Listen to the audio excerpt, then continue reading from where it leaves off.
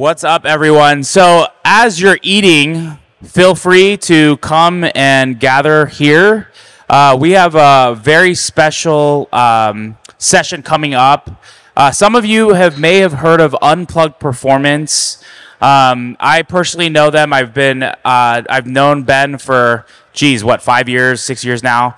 And personally, it's just been absolutely insane how they, so if you're familiar with like Mercedes and AMG, they are kind of like that to Tesla.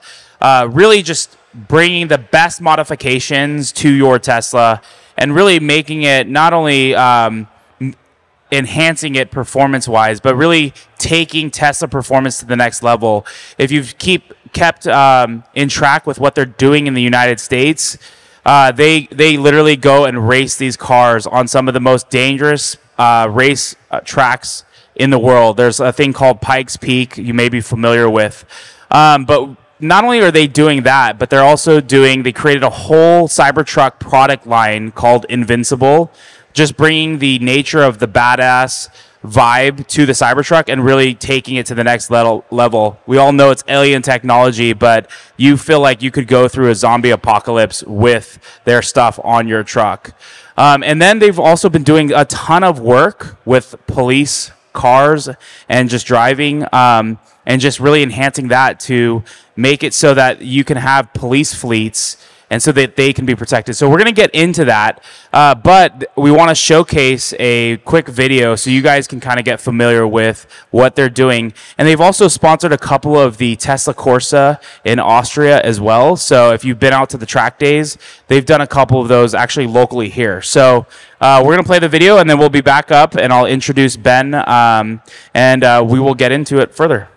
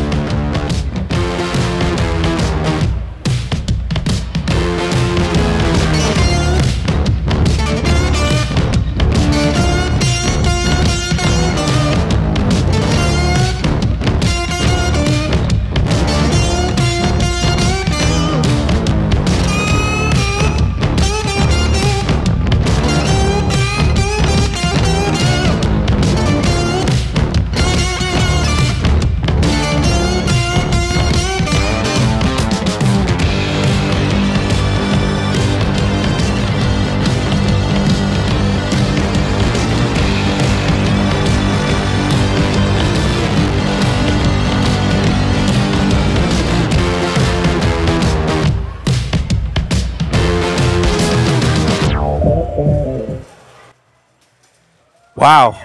Seeing the Cybertruck up there, you could actually see it in the full product line with the Invincible on it. Let's welcome Ben from Unplugged Performance. Hello, all right. Hello. We're going to make this a little cozy and move this off the stage a little bit. And yeah, either one. I guess I'll take this side. Well, Ben, so just tell us a little bit, for those maybe who are in Europe who don't know about Unplugged Performance, tell us a little bit about what you guys are trying to do. And again, we'll get into the foundation of Unplugged, but just tell us a little bit about what is Unplugged trying to do and accomplish, and then really, like, what is your vision and what you're trying to bring to the community? Well, first of all, it's a pleasure to be in Austria again. I've had the great experience of being here a couple times now, hosting Tesla Corsa events. But this is really special to be here with you, John, and to be here at the first Tesla Takeover in Europe. So first of all, congrats to you and the whole team. This is amazing. Yeah, congrats also to the Tesla owners of Austria. But yeah, this is absolutely wild. 1,000 tickets sold. And I mean, you even said it, like, we don't have this type of infrastructure tent in the U.S.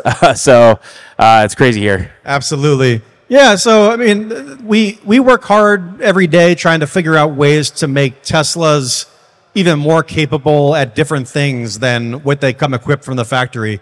And there's a number of reasons we do that. The first reason is we believe in a sustainable future, and we believe in EVs. And now when I say that, it doesn't have the same controversy as it did when we started Unplugged in 2013. But the mission is still the same. When we started in 2013, EVs were questionable. It wasn't an assured future. It was a questionable maybe future. I bought Tesla stock in 2012, and for a lot of years it was maybe it'll survive, maybe it won't. But if you believe in it, you fight for it. And we fight for this mission of a sustainable future, but we also, for our company, fight for car culture, events like this. Car culture means many things to us. It means racing, it means custom car culture, it means just gathering and meeting new friends. All of that stuff is worth developing with the hard work you guys did for this event, and it's worth developing exciting vehicles. So when we started, there was no one making modifications for Teslas. We were the first to build any aftermarket parts and to create something that we hoped would bring people together in ways like this. And, fast forward to where we are now, and we'll go into some depth perhaps about how we ended up here, but the same challenges still exist. There's still things that we know as Tesla owners and enthusiasts a Tesla can do better than anything else in the world, but the general public doesn't yet know. And that was the same way I felt 10 years ago or 11 years ago. Was I felt like I knew something that amongst my friends, we all understood it, but the general public didn't understand it yet.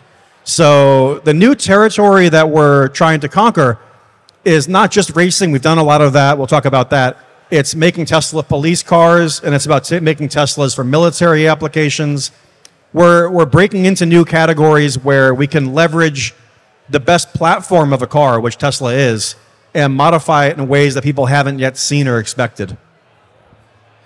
Yeah, I mean, even coming out here to Europe, again, this is my, second time driving a Tesla in 2019. I just came, I was pretty much riding a bike, I think, in Amsterdam. But, the infrastructure is so much better out here. And I think it's, but in the U.S., I mean, even all of the amount of hate the Cybertruck gets, at least in the U.S., if you look at some of our Instagram posts, the amount of hate that is just, and really it's just a misunderstanding. And there's still this overall understanding that it takes 5 hours to charge your car. The Cybertruck, for example, can't be car washed and deal with water, even though, you saw some of these videos that that Unplugged was doing with their Cybertruck. So there's just so much misinformation out there, even now, even after this company is the largest automaker in the world, and obviously as they transition from that to an AI, a robotics company. But tell us a little bit about your background. I mean, obviously, you I think even had were showcased a little bit in Fast and Furious back. You have a long history. It's not like you just started with Tesla. But tell us a little bit about your automotive background and how you started Unplugged. Yeah, so one of the great things that I find about life is just finding something that I love and sharing it with others. And I've been fortunate to have a number of different passions and hobbies that I've been able to share with the world through the work that we do. I speak today as a pure enthusiast of Teslas, but that wasn't always the case. When I started my business, I was in college. I was 20 years old. This was in the year 2000, so 24 years ago. And I was fascinated with Japan and Japanese car tuning and racing, and ended up bringing a lot of Japanese car tuning outside of Japan to North America and also to Europe with a company called Bulletproof Automotive. That ended up getting me involved with the Fast and the Furious movies. So I was involved on set for the first one, and then did some consulting work with them for the third and the fourth. But there's a lot of parallels, strangely enough, between what I was doing 24 years ago as a kid in college and what we're doing now with Teslas. The parallel is that in each case, there was a general public, and not only that, I would say car enthusiasts as well, were not accepting of this thing that I thought was great. And I felt it was a mission of mine to show to people who were interested in it, why is this thing cool? Back in the day, it was Japanese car tuning, and in much of the same way that John described, how you can get some kind of pushback or hate for having a Cybertruck in the US, or for that matter, any Tesla in 2013, 2014. If you owned a Tesla back then, there are people who just didn't like you and didn't like your car just because it was strange to them, or it threatened their idea about what the world was supposed to be, or it threatened their interests in their cars. So I like trying my best to be a change agent for ushering in new eras, whether it was Japanese car tuning in the year 2000 or whether it was creating Unplugged in 2013. And the reason, number one, is conviction. The same reason why myself and maybe some of you have held Tesla stock when there was a bad news cycle or when it seemed like Tesla was really struggling. You hold on because you know you're going to get through it and you believe in what the mission is. I've been that way, but I've been an activist, not just as a shareholder, but as someone who tries to create value for Tesla with creating this kind of AMG suite of products, as John described, now with creating police cars and with military vehicles, because we have to fight for the things that we believe in and the things that we love. And ultimately, I come from a world where car culture is embedded in Los Angeles lifestyle and American culture. It's embedded in European culture too, motorsports. All of these things deserve to flourish, and they only advance if people fight for them. Otherwise, people get stuck in their old ways. And, you know, Elon likes to joke a lot about horseback riding as an equivalent of what's going to happen when full self-driving comes in. The fact of the matter is, when we started Unplugged in 2013, car culture started to feel like it was going to become horseback riding as a whole. Because when EVs first came out, everyone said, oh, you can't race them. You can't enjoy them in the way gasoline power can be enjoyed. You can't go to car shows with EVs. It's just an Apple iPad on wheels. You hear all these things. And being someone in the middle of it, I didn't like that feeling of people saying, hey, this thing that I enjoy isn't for the culture. It's not for car enthusiasts. It's something other. It's not true. So, you know, our goal is to prove that it's not true. That's why we do everything we do, from developing products that make the cars go faster to going to racing events like Pikes Peak, John mentioned. Pikes Peak is one of the most dangerous events you can drive a car in. We've destroyed a car up there. But we do these events not because we care about a number on a stopwatch, but because we want to show that a mass-produced Tesla can beat anything. Purpose-built sports cars. You know, we're up there racing against open-wheeled race cars that are not street legal. We're up there racing against the fastest cars that Porsche makes. We're up there racing against everybody in every category. The past 3 years with a Model S Plaid, which is a very heavy family sedan ultimately, and we're beating all of them with the Plaid. It's crazy. So we do this not because we care about the time on the stopwatch. We do this because when we're up there competing with the Tesla and winning, people think differently about what the future can be. And I personally want to see a future where people can drive EVs, have a cleaner environment for our family and for ourselves, and have as much or ideally more fun than they would driving a gasoline-powered car. So that's always been the mission. So I experienced the German Autobahn for the first time this past week, and man, you can go. Obviously, I'm talking in miles per hour here, but you know, driving 140 miles an hour. I mean, that's something you would pretty much be put in handcuffs in the U.S. So to be able to literally just drive and not have any speed limit is crazy. And so to think that, you know, you guys are tackling that. So talk to us. I mean, you know, I think that's very true to Unplugged's nature of showcasing what people don't think can happen can actually happen. And so how does, you know, Unplugged's products, you know, enhance or make the cars faster? I mean, obviously seeing what you guys have done, obviously they're not rolling it right now, but you saw the dark helmet, which is the Model S Plaid, one of the very first ones, and they took it and just, you know, literally modified the hell out of it and just taking it to places like Pikes Peak. So how does, you know, even creating your products, how do you guys enhance the performance of a person's Tesla? Yeah, you know, when we started back in the day, no one had modified a Tesla, so there was a lot of misconceptions. People thought, oh, they can't go any faster than they are because you can't add horsepower. But the fact for anyone who's ever raced is that horsepower is only one factor of the equation. There's a lot you can do with handling, with braking, aerodynamics, with weight reduction, and you can make a very fast race car with factory power levels. In fact, the Tesla, the one thing it's always been great at is having lots of power. The Plaid has a tremendous amount of power. So there's a lot you can do. The challenge for us was, at the time, no one was making any parts.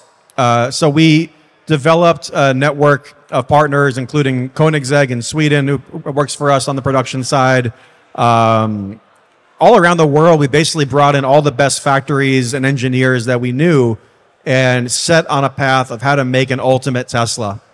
And you start to see some of these things trickle into production cars. For example, very simple things like forged wheels. Now, for the first time, we see forged wheels on the new Model 3 Performance. Tesla's always done cast wheels, but there are certain things that just work well. And it's not that we're necessarily better engineers or smarter than Tesla. In fact, we're probably not. But Tesla has a different rule book than we have. For Tesla, they have to mass produce a very high volume, a very standard vehicle at a high profit.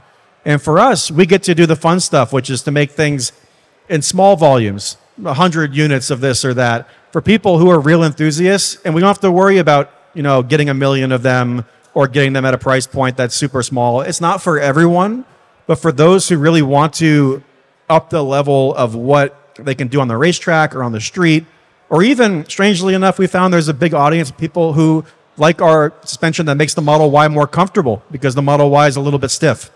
So we do a lot of comfort-oriented suspension kits.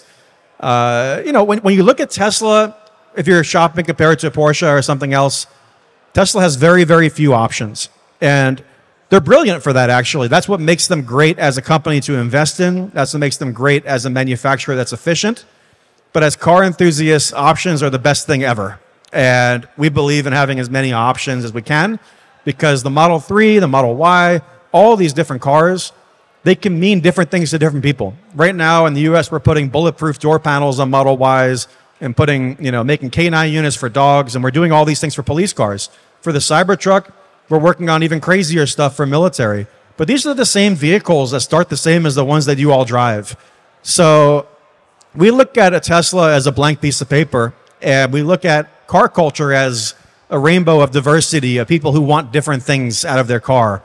And that's what makes the aftermarket great. That's what made us want to enter it in the first place and to try to help build it. And we look at this as a worldwide community, which is why, I'm here from Los Angeles speaking with you all. It's really important that car culture flourishes and that people can enjoy these cars in ways way beyond what Tesla designers have envisioned. I'm very close with the design team at Tesla. In fact, we're neighbors with them. If you're ever in Hawthorne by Design Studio, we're right next door to them. So I work closely with the engineering team and design team at Tesla. And I can tell you, one of the most fun things that they are doing right now with the Cybertruck in particular is releasing a vehicle that doesn't have an end goal. It could be anything. And the engineering team, I think, is perhaps most excited not about what they've made, but about what people are going to do with it that they haven't even envisioned yet. It's a really fun thing if you're a manufacturer to think about making a product that doesn't have a limit. It's an endless amount of possibilities as to where these cars can go and what they can do. And what they're doing is making a foundation for all of us to enjoy. Yeah, well, Cybertruck is definitely one of those things with no limits. I actually just posted a video of the thing, us shooting it with 9mm, and the thing didn't literally go through. But that's a very American thing to do, by the way. John. Yeah, we've stuck not a flamethrower. I mean, we took a bunch of stuff. But this is not about the Cybertruck right now. But my question to you is, you guys have had a multi-million-dollar investment into up.fit. Really, why are you guys trying to tackle policing? Like, out of all the things, you guys have obviously tackled performance. You guys are killing it on that, really showcasing, what's possible with your Tesla on the most dangerous racetracks in the world. So why are you tackling policing? Like, what got you into that? I'm reusing certain words like passion and conviction, and those words apply here. Once you see a future that you believe in, it's hard to forget about that moment where you have that epiphany, that moment where you think, oh, this can become real. And for policing in particular, there was a couple moments that really stuck with me that made it something that is our new challenge, our new fight. And I say new challenge because we're still involved in motorsports, but at least in the US, most of the fastest lap records right now are Tesla vehicles, our vehicles in particular. And in fact, even on every Tesla out here, In the game Beach Buggy Racing 2, you can play our race car, Dark Helmet. It's in the game on every car in the world, which is pretty cool. So for policing, it's a different story because for me, it took one realization, which was police cars have to have the engine running all day long. Once you realize that, it starts to get really irritating if you believe in EVs and you think about these cars that are just running, not even driving. And the deeper I go into it, the more I realize, okay, so about 70% of all the cost of fuel is idling, it's not driving. And then you think, oh, well, in America, I'm paying taxes for this stuff. Why am I paying taxes to have a vehicle idle and gas when it can be, self-powered as an EV and not put those emissions into the air? So it started to get more interesting as we looked at it because we realized that every police car should be an EV. If nothing else, for the reason that the officers are in these cars all day long. They need the cars running both to keep their communication systems running so they can stay on the job, also to keep the climate control running because this is their mobile office. So every police car, I believe, will become an EV and should become an EV. And for us, being close with Tesla, it made sense that it should be a Model Y or a Model 3 because those are, the most reliable, most proven, highest volume manufacturing, safest. All these things matter a lot for police departments. And above all else, one of the things that I realized is that, well, we all know this, but the Teslas are the safest cars you can drive. And buyers of police departments, you better believe they want to protect their staff. They don't want them to get hurt in an accident because these cars, at least in America, we got crazy chases and all kinds of stuff going on. So you really want to be in a safe car.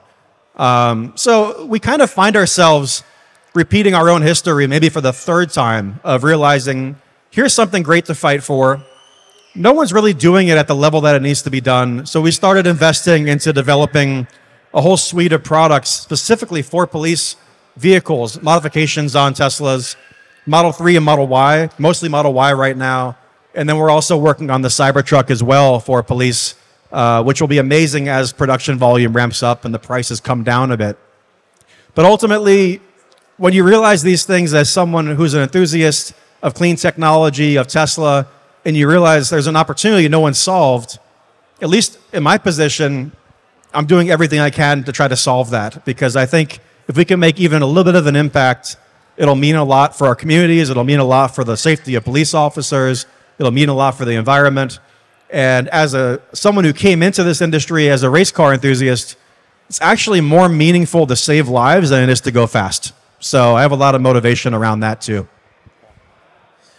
Yeah, it's I can't imagine what it's like to also, especially in the US, at least police officers, they get a lot of flack, but at the end of the day, they're tracking or really they're on the front lines putting their lives out there every day to keep people safe. And so to be able to to take the best vehicle on the road, like the Model 3, Model Y, and make it so that they feel even more protected is crazy. But so even with that, how has the Cybertruck changed that game, even potentially looking, so you guys have been tackling, policing and policing fleets, but what about potentially the Cybertruck in the military and, how that could be used for, really just the next level of the military? I feel a little bad talking about the Cybertruck. It's like talking about sweet food when someone's on a diet. I know no one here can get a Cybertruck, so I feel a little guilty saying about this great thing that none of you can have. So hey, it'll be here Sunday. It'll be here Sunday, so well, you'll get a whiff of it. Be even more tempted, and you still can't drive it. Well, look, we're fortunate to get the Cybertruck first. Very lucky about that. It's an amazing vehicle. As a car enthusiast who's seen and driven a lot of stuff, it's the most groundbreaking vehicle I've seen in my lifetime, and I hope all of you get a chance to drive one at some point to experience just the level of innovation that's in this vehicle. It's much more than just a strange-looking thing that people have divided opinions about whether it's cool or ugly. Those opinions will last, but the technology is undoubtedly the best on the road. And you experience that not when you look at it, not when you have a debate with your friends about whether it's cool or not looking, but when you drive it, within a couple minutes of driving it, it's a wow kind of moment. So in our world, we think about these as a platform of what we can do with them. Again, it's a blank piece of paper for us. we were very early in development of the Cybertruck, and we got to work very aggressively on a lot of different products. John mentioned our Invincible line. Invincible, for us, is the ethos of what we think the Cybertruck is. When we build a race car like Dark Helmet, which is the Plaid race car, we do that because Plaid represents speed. So we want to make the fastest car because that's the DNA of the vehicle. The Cybertruck is very fast, but it doesn't represent speed. What it represents in our mind is being in something that is invincible as possible, meaning you're protected against the crazy world around you. You are, in a fairly bulletproof vehicle where the whole exoskeleton, stainless steel, it can tackle all terrains. No matter how crazy the world gets, it feels like that's someone's safe haven. I feel more safe there than I would in a home or anywhere else. Yeah, John knows the deal. He's driving one every day. So it's a really cool platform. But again, anyone who knows cars knows that there's always upgrades. Even without the aftermarket, if you look at a Porsche or Mercedes, there's a base model and there's a new model and another one and another one, and they keep adding performance. So Tesla doesn't operate in that way, and that's kind of our road to tackle, is how do we go steps further and beyond. So what we've done is develop a lot of more rugged items for the Cybertruck. And why is it more rugged? Well, just like over here, we have our rules in the US. So the Cybertruck is all stainless steel, but then the bumpers are plastic, and the bumpers get easily damaged. That's for pedestrian safety, and that's for regulations. What we're doing is developing the ultimate off-road Cybertruck, the ultimate invincible Cybertruck, we call it. So we made all the bumpers out of steel as well. You can see the... you can see some of it in the background, yeah. We just tried to figure out how to, as Tesla would say, turn it up to 11. Go a couple steps beyond what Tesla has. Keep the things that are great, and then modify the things where we can go further. So we developed a wide range of wheels. We have beadlock wheels for off-road tires. We have steel bumpers. We have lots of lighting. And we keep adding more and more components. Underbody armor for the battery pack to protect that. The difference on the Cybertruck was that we co-developed a police program, a military program, and an off-road program simultaneously. So a lot of the parts that we've been releasing for consumers also will double over for police use. And then the military, we're going way further with much more aggressive armoring and a couple of surprises that I think will make people scratch their heads a little bit when the time comes for that. But it's cool. We're also very close with SpaceX. You might have seen on our race car, SpaceX and Starlink are involved with that. And for military, as anyone who's watched the news will see, Starlink is a very valuable asset for any government in the field.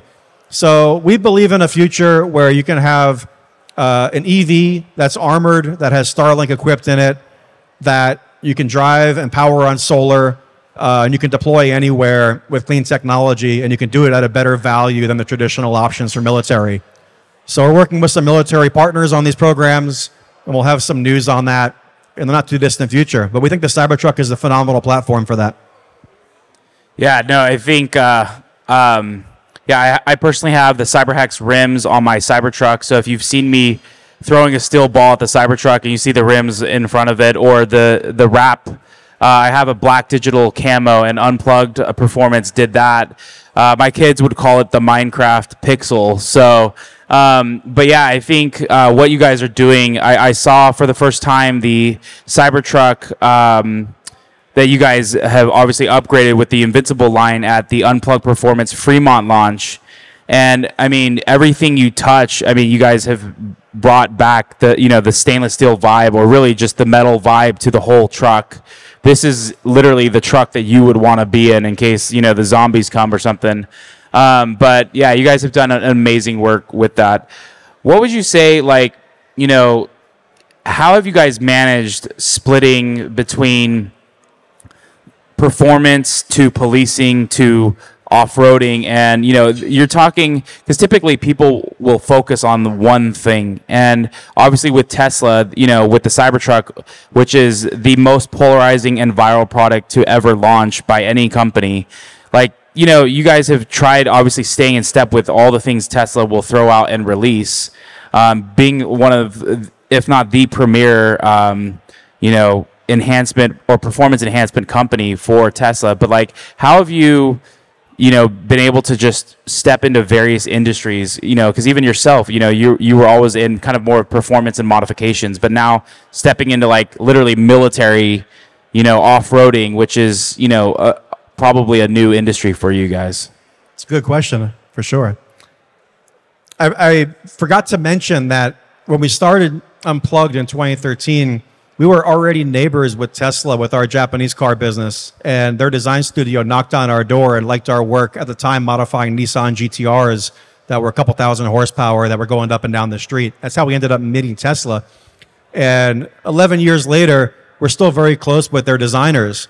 And I bring that up because when you're friendly with the design team and the engineering team that makes the vehicle, there's a different level of obligation, or at least a feeling of you don't want to let them down. You want to take their work and add to it. You don't want to change what they're doing or go against the grain. You want to add to the DNA of the vehicle. And that's really important, I think, for us. And I would recommend for the whole aftermarket to go with the design and with the intention of what the car does rather than to go against it. And my hope is that all of our parts, for you all in the audience and for our friends that design and engineer at Tesla, that it feels like it's part of the recipe of what it makes a Tesla great, not that it's something other or different or hurting it in some way.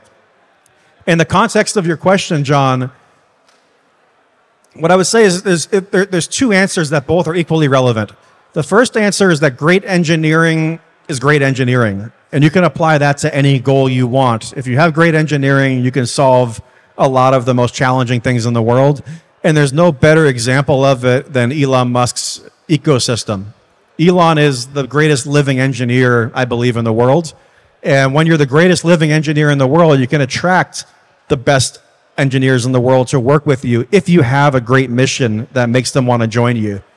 And when you realize this, the secret isn't that much of a secret. The reason SpaceX is able to land rockets when no one else could, how we're going to get to Mars with what they're doing with Starship, how Tesla was really the first company to popularize EVs and make it, profitable for that matter. When every other car manufacturer loses money on every car they make and Tesla's making money. All of these things, the answer is the same. It's engineering. Engineering is magic. It's what makes the impossible possible. It's what makes things that never existed exist. Without engineering, nothing matters. With engineering, as Elon has seen, he was even in the news for reportedly having engineers go over to Twitter when he acquired to work on code. Yeah. I'm not going to comment. That was a big deal in the Bay Area. But, it's one of those things where if you have talented people, they can apply themselves to very diverse things, from full self-driving to developing a Cybertruck to developing a Starship, which also has a stainless body, which is some similarities, even learnings across SpaceX and Tesla, material science. So for us, the answer is two things. Number one, engineering. Without engineering, you can't do anything. With engineering, you're as good as your leadership and as good as your mission. So it's about knowing how to apply the engineering is my role. I need to figure out where to focus our efforts, where to invest our dollars, where to put our talents, what problems need solving. That's very important. The second thing, I kind of touched on it, is having the right team around you. And it turns out that when you're really passionate about something, people want to work with you. It's a great thing in life. When I travel the world to these events and I meet friends that are out in the audience, it feels great for me, but it also unites a lot of talent in ways you can't quite predict. You can't predict it. I couldn't predict.